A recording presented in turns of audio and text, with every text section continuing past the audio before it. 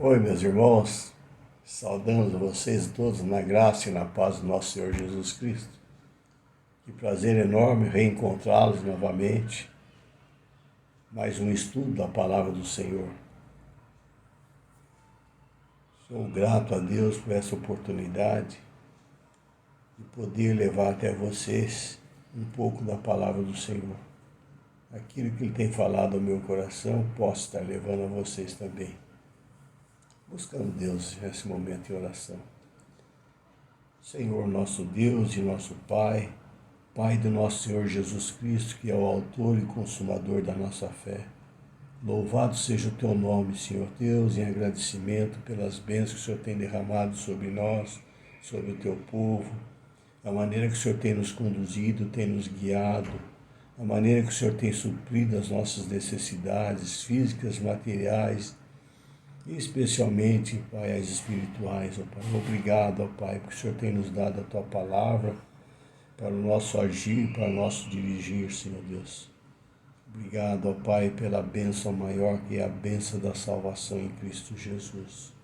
Obrigado por esse dia, obrigado pela Tua igreja, obrigado pelos momentos que passaremos estudando a palavra, a mensagem que o Senhor falou ao Teu profeta Malaquias, Senhor Deus, que ela seja verdadeira em nossas vidas, Senhor Deus.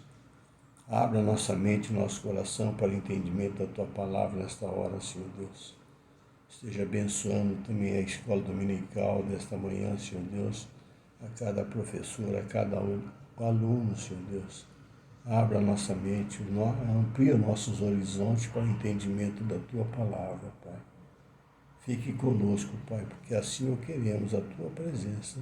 Em nome de Jesus. Amém.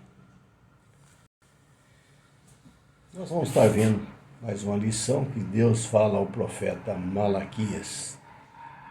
É a 12ª lição. Hoje encerra a fala de Deus com os profetas. Esta é mais uma lição e aí vai falar sobre o Filho dele, Jesus Cristo. Então hoje estamos encerrando aqui a fala de Deus com os seus profetas. E estamos falando hoje de Malaquias. Quando falo em Malaquias, o que é que vem em sua mente? Porque normalmente nós isolamos um assunto de determinado contexto de um contexto literário, ignorando o tema central daquela obra. E o livro de Malaquias é um exemplo perfeito disso. Quando falamos de Malaquias, nele pensamos logo em quê? O dízimo. Não é assim como você pensa, meu irmão? É como se Malaquias e dízimo fossem irmãos gêmeos. Falou em Malaquias, falou em dízimo. Não é assim. No entanto, veremos que o assunto predominante do profeta Malaquias não é o dízimo. Este apenas ele é tratado no contexto da corrupção sacerdotal e da nação. Mas, contrariamente, é o relacionamento familiar e civil entre o povo judeu que constitui o seu tema principal. Então, o dízimo não é o tema central de Malaquias. Vamos tirar isso da nossa mente, que falou em Malaquias, falou em dízimo. E nós vamos falar de dízimo também. Vamos tratar como é que surgiu o dízimo. E de que maneira nós podemos dar o dízimo. Mas fica mais para frente um pouquinho. O assunto agora é o relacionamento do povo com Deus. Porque os tempos mudaram, mas o coração do homem não. Os problemas que a igreja contemporânea enfrenta são praticamente os mesmos. Daí a mensagem de Malaquias ser atualíssima e oportuna para a igreja, para nós hoje. Malaquias foi um profeta levantado por Deus para profetizar em Judá no período pós-exílio. O povo tinha voltado do exílio. Então, na verdade, existe muito debate entre os estudiosos sobre quem foi Malaquias. pelo simples fato de não existir qualquer informação pessoal sobre ele. Além disso, o significado do seu nome é o que gera mais dúvidas ainda. Malaquias significa meu mensageiro ou meu anjo, do hebraico malak. E isso leva a uma controvérsia entre os estudiosos que acreditam que o nome dele não é uma designação própria, mas trata-se de um termo usado por Deus. Então eu fico com o termo usado por Deus. O contexto histórico. O livro não menciona diretamente o reinado em que Malaquias exerceu seu ministério. Também não informa o nome do pai, nem de sua mãe, nem o local do seu nascimento. E isso é observável também, foi observado também no livro de Obadias e Abacuque. Também não tínhamos informações nenhuma sobre eles, né? Não obstante, há evidências internas que permitem identificar o contexto político, religioso e social no seu livro. Então, a indiferença religiosa, as principais denúncias de Malaquias são contra a lassidão e o afrouxamento moral dos levitas. Quem são os levitas? São os sacerdotes. Aí passa pelo divórcio, casamento com as mulheres estrangeiras. Se você ler o Malaquias 2, de 10 a 16, vai ver. E o descuido com os dízimos. Tudo isso aponta para um período em que Neemias ausentou-se de Jerusalém. Se você ler lá em Neemias 13, 14 a 13, de 23 a 28, você vai notar a ausência de Neemias em Jerusalém. Ele estava na Pérsia, mas ele sabia o que estava se passando naquele povo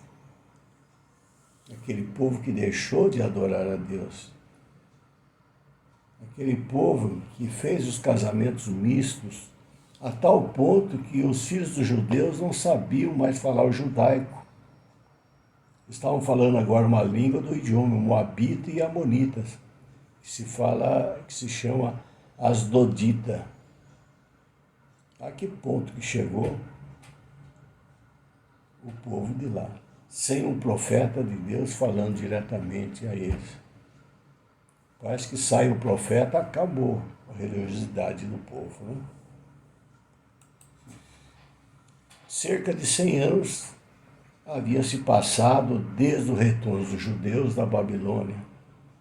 A cidade de Jerusalém, o segundo templo, havia sido reconstruído, mas o entusiasmo desaparecera. Depois do reavivamento liderado por Neemias, Ageu e outros profetas, o povo e os sacerdotes haviam se desviados e transformado a sua obediência à lei em algo mecânico e rotineiro. Eles faziam as coisas mecanicamente, sem entusiasmo, sem amor. Então havia um esfriamento espiritual grande naquele povo, a começar pelos sacerdotes. Malaquias 1,7 fala lá que, embora relapsos em sua adoração e negligentes quanto ao seu dízimo, não conseguia entender por que Deus estava insatisfeito com eles. Olha o questionamento que esse povo chegou. Será que a gente não passa por isso também?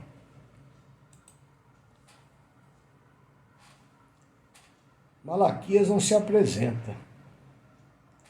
Quando chega um pastor novo na igreja ou convidado alguém, logo se faz a apresentação do pastor, quem ele é, o que ele faz, onde ele estudou, né? Quanto tempo está no ministério. Mas Malaquias não faz isso. Ele nos ensina que o mais importante é falar de Deus do que de si mesmo. Então ele vai e exorta o povo que deveria ter aprendido com a disciplina de 70 anos do cativeiro na Babilônia. Ele toca na ferida. Aquele povo havia sido castigado, clamado a Deus. Deus para a libertação. Mas esqueceram. Embora eles já haviam reconstruído o templo, mas a fé do povo estava arruinado, estava ruindo cada vez mais. E para incendiar essa fé molenga, preguiçosa, levando ao esfriamento espiritual, que Malaquias ergueu sua voz e denuncia contra a formalidade religiosa a prática da corrupção generalizada entre os fariseus e os escribas. A deslealdade, ele aparece 5 vezes no versículo 2 de Malaquias. E essa desleal trata-se do verbo hebraico bagdá, que significa agir traiçoeiramente, agir com infidelidade. Não profanar o concerto dos pais, aquele concerto feito com os pais deles lá no Sinai, Malaquias 2:10, que proíbe a união matrimonial com cônjuges estrangeiros, Deuteronômio 7, de 1 a 4. É uma instrução ratificada no Novo Testamento, 2 Coríntios 6,14, de 16 a 18 também. E dentro desse contexto, o que se sabe é que os filhos de Israel ainda estavam sob o domínio persa, apesar de terem regressado da Babilônia. O templo estava restaurado, mas o povo judeu voltou aos seus pecados de estimação e não foi fiel ao Senhor. E é bom lembrar que os judeus regressaram da Babilônia em 2 grupos. O grupo de Esdras e depois o grupo de Neemias. Então o povo estava desanimado. Havia um desejo coletivo de tornar o poderoso reino sob a liderança de um grande rei. Eles não queriam mais o rei, o profeta, falando em nome do rei. Eles queriam um rei físico ali comandando eles. Mas, efetivamente, isso não aconteceu naqueles dias. E isso então levou o povo à desesperança. Mas foi aí que Malaquias começou a ser o mensageiro de Deus. Malaquias vai então enfatizar o amor de Deus por seu povo, apesar das circunstâncias. E o profeta prega contra o descaso e a arrogância dos sacerdotes pela lei, que exercia uma grande influência negativa sobre o povo. Essa negligência da lei é uma equação bem simples. Desprezo pela lei é igual ao aumento do pecado. Desprezo pela obediência a Deus é igual ao pecado. É uma equação simples e bem clara. Então Malaquias não se tornou nada popular entre os sacerdotes de sua época. E nem podia, né? Você vai tocar na ferida deles? É difícil, né? Naquele tempo, o povo de Israel estava inseguro do amor de Deus por causa de muitas aflições. É uma realidade isso. Sempre que passamos pelos desertos e tempestades da vida, começamos a duvidar de Deus. Se Deus nos ama, e nós não conseguimos levantar os olhos para aceitar os caminhos do Senhor. Porque consideramos aquilo que é melhor para nós, muitas vezes é uma armadilha para nós mesmos e que o Senhor quer nos proteger.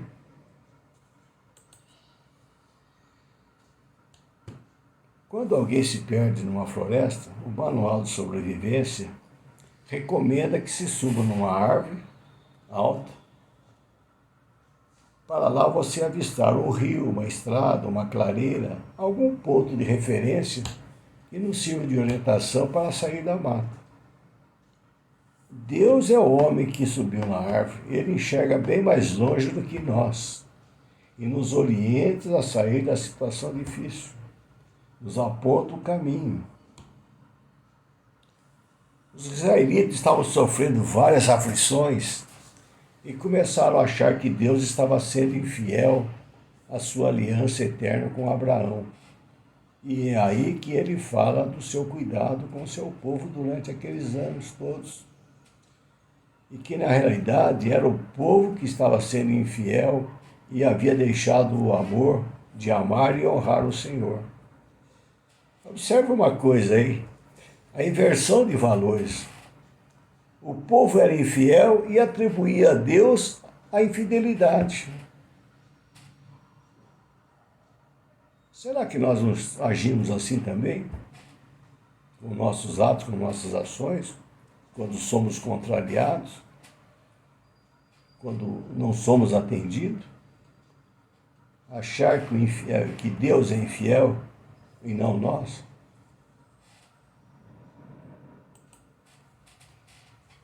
Fora essa descrença, Judá estava sob o domínio dos persas, que cobravam os impostos muito altos do povo, causando pobreza, desequilíbrio financeiro, por tantos problemas que acabou ocorrendo é que o povo deixou de cuidar da obra de Deus, negligenciando o seu culto e adoração dos seus textos.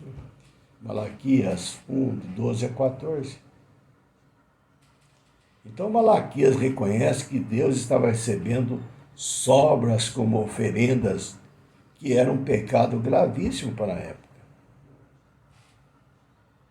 Apesar de toda essa demonstração como um chamamento à ordem, Malaquias também falou sobre o amor de Deus por seus filhos e ainda anunciou que esse amor nos mostraria com a chegada do Messias, seu Filho, Jesus, o nosso Salvador.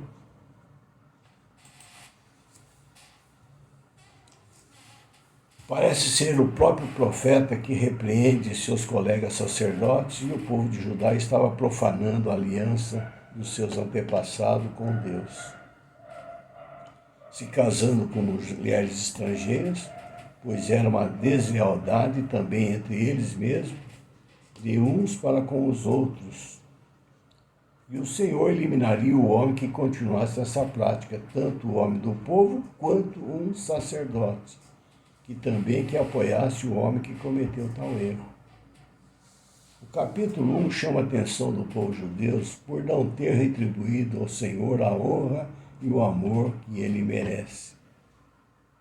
Especialmente, Deus condena a prática dos sacerdotes que deveriam ter dado a Deus as primícias, mas ofereciam sacrifícios inferiores.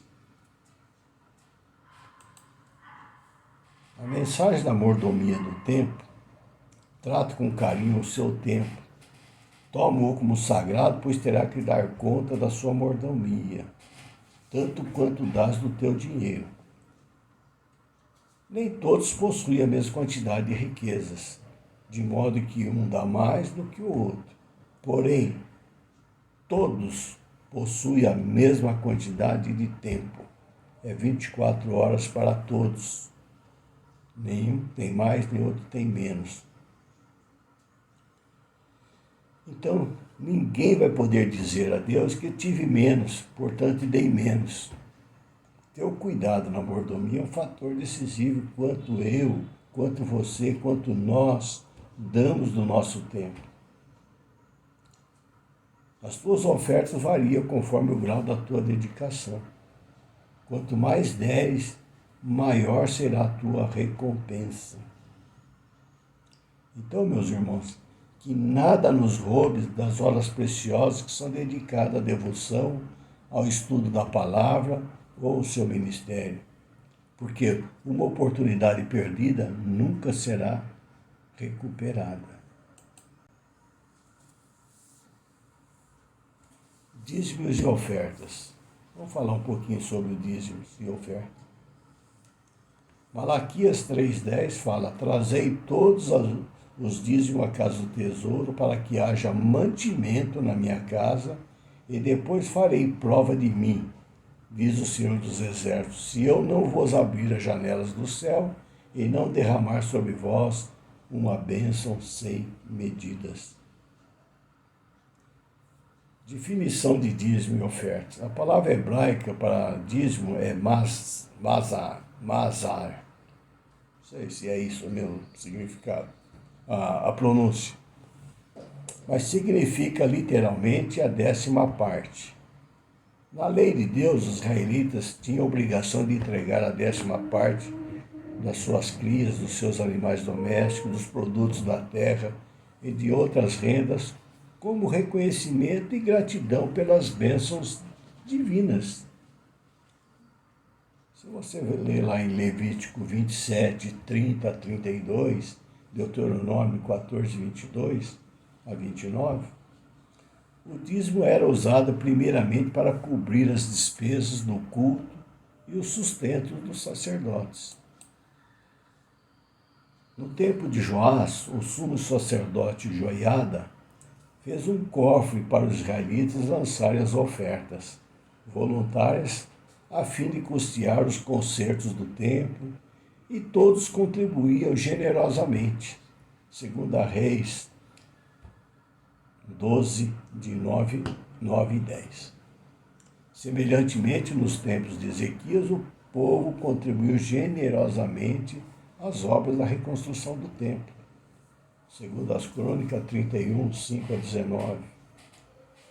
Houve uma ocasião na história do Antigo Testamento em que o povo de Deus reteve egoisticamente o dinheiro, não repassando os dízimos e ofertas regulares ao Senhor.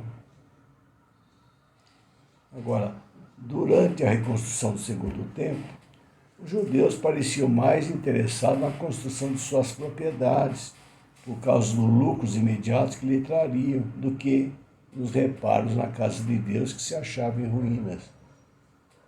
Por causa disso, o profeta Ageu alertou, e muitos deles estavam sofrendo reveses financeiros por estarem retendo o tempo e o dízimo.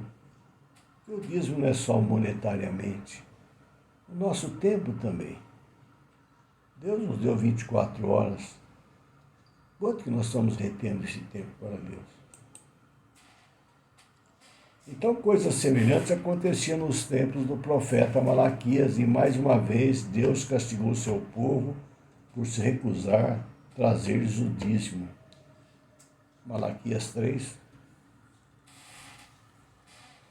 Para Deus, o sacrifício envolvido é muito mais importante do que o valor monetário da dádiva. Se você ler lá em Lucas 21, de 1 a 4, as nossas contribuições devem ser dadas com alegria. Tanto o exemplo dos israelitas do Antigo Testamento, quanto os cristãos macedônicos do Novo Testamento, e eles servem de modelo para nós. As nossas contribuições devem ser para a promoção do reino de Deus, especialmente para a obra da igreja local e a disseminação do Evangelho pelo mundo. 1 Coríntios 9, 4 a 14. As nossas contribuições devem ser proporcionais à nossa renda. No Antigo Testamento, o dízimo era calculado em 1/10 parte. Dar menos que isso era desobediência a Deus, e isso equivalia a roubá-lo. Malaquias 3:8. Semelhantemente, o Novo Testamento requer que as nossas contribuições sejam proporcionais àquilo que Deus tem nos dado. As nossas contribuições devem ser voluntárias e generosas, pois é assim nos é ensinado tanto no Antigo Testamento como no Novo Testamento. Não devemos hesitar em contribuir. Para Deus, o sacrifício é muito mais importante do que o valor monetário da dádiva. As nossas contribuições devem ser dadas com alegria, segundo a Colossenses 9:7. A gente pode estabelecer um paralelo aqui de Moisés, quando Deus pediu o sacrifício de Isaac.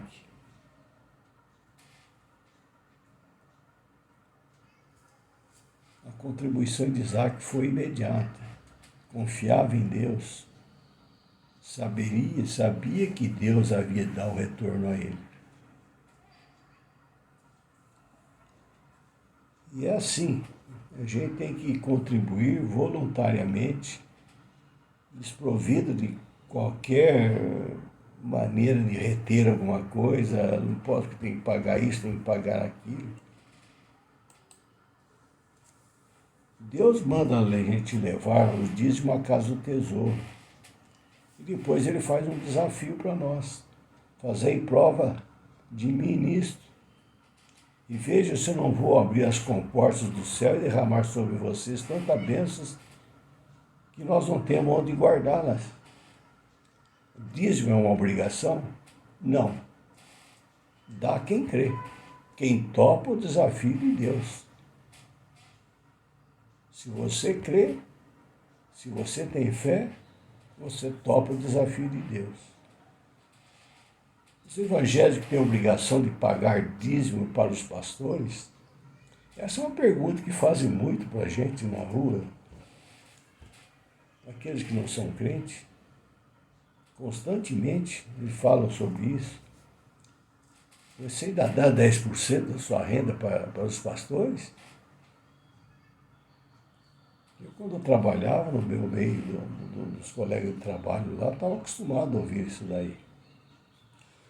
Naquela ocasião em que houve aquele escândalo da Universal com aqueles sacos de dinheiro, que os colegas vieram em cima de mim falar sobre isso. E você vai falar o que para eles? Eles não entendem. Eles não têm fé. Eles não creem. Eu sempre falei para eles o que nós vamos estudar daqui para frente agora. Que dízimo não é uma maldição, é bênção. Não pagamos dízimo para pastores. Entregamos a parte de Deus em sua obra. Se alguém rouba o altar, não é conosco. Nossa parte termina no altar, na hora que depositamos o fruto do nosso trabalho para Deus. Daí por diante, é com Ele. O que vão fazer com o dinheiro é prestar conta a Ele. A nossa parte termina ali, no gasofilaço. Malaquias, apesar de ter sido usado por Deus para pregar contra os sacerdotes do seu tempo, escreveu a respeito do dízimo, que nos permite concluir que Deus só quer a nossa obediência em entregar o dízimo, independentemente de quem são os pastores de plantão. Se vamos aproveitar alguma lição de Malaquias para a igreja de hoje, e ajudaria a refletir sobre os princípios ensinados no primeiro capítulo do livro, quando Deus viu a falta de santidade e dedicação por parte dos adoradores daquela época, ele falou que seria bom que alguém fechasse as portas do templo para não permitir a adoração insincera. Em Malaquias 1,10 fala que é melhor você fechar o templo, porque da maneira que vocês estão fazendo, não me agrada. É maldição. Então, em outras palavras, ele pediu para parar de brincar de religião. Ou faça a coisa certa, ou feche as portas. Nós nunca devemos questionar o amor de Deus por nós. O João 4, de 8 a 10, Romanos 5, 8, mostrando nas bênçãos que ele nos dá vida, Tiago 1, 17. Mostrando as bênçãos espirituais que nós temos em Cristo Jesus, Efésios 1, 3 a 7. Devemos adorar a Deus em espírito e verdade, João 4, 24. Adorar como Ele nos instruiu, Colossenses 3, 17. Adorar como reconhecimento que Deus é digno de nossa adoração, Apocalipse 4, 11. Precisamos ter certeza que o nosso nome está escrito no livro de Deus, no livro da vida, Apocalipse 20, 12 a 15. Caso contrário, não veremos o céu, Apocalipse 21, 27. Então, Malaquias nos lembra que o sacerdócio santo e nos ensina o que precisamos fazer para agradar o nosso Deus. Ele não deseja nos ver apáticos em relação ao nosso chamado e nem à sua obra. Por isso, poderia desanimar toda a igreja. Nós podemos contaminar o que está à nossa volta. Não podemos desanimar. Não ser apático, fazer a obra relaxadamente. ou por obrigação, ou mecanicamente. Cada um de nós tem a responsabilidade de preservar no próprio caminho e zelar pelos dons espirituais que nos foram dados para que possamos ser um canal de suas bênçãos para outras vidas. Deus deixou mensagem de conforto e principalmente de valorização familiar, onde no final o livro de Malaquias cita: converter o coração dos pais aos filhos, dos filhos aos seus pais, numa clara alusão que a base familiar como pilar de sociedade como um todo. Se nós fracassarmos, se nós esfriarmos, se nós ficarmos apáticos, o que vai acontecer com a nossa família? Irão todos pelo mesmo caminho. Se eu não levo meus filhos para a igreja, quem vai levar? Se eu não levo a minha esposa para a igreja, quem vai levar? Então Malaquias nos mostra que nós não podemos servir ao Senhor sem entusiasmo. Devemos ser inteiramente dedicados a Ele. Malaquias ouviu a voz de Deus, e de maneira firme e corajosa anunciou juízo e esperança em Deus. Deus nos mostrou seu grande amor por nós, e nós precisamos responder honrando e obedecendo, considerando, portanto, veemente a mensagem de Malaquias, o porta-voz do juízo e esperança, cultivando uma vida de fidelidade ao Senhor e mantendo firme a esperança. Sejamos também um porta-voz dessa oportuna e urgente mensagem para o mundo de hoje. Essa é a mensagem de Malaquias, de Deus para nós. Que Deus nos abençoe e nos guarde. Que essa série de mensagens que Deus fala possa ter falado ao seu coração. E quando você falar: Senhor, o que o Senhor quer de mim? Deus vai mostrar a tua palavra, vai mostrar a Bíblia para falar para você o que Ele quer de você. Senhor, fala comigo. Deus vai te dar a Bíblia e falar: está aqui. Então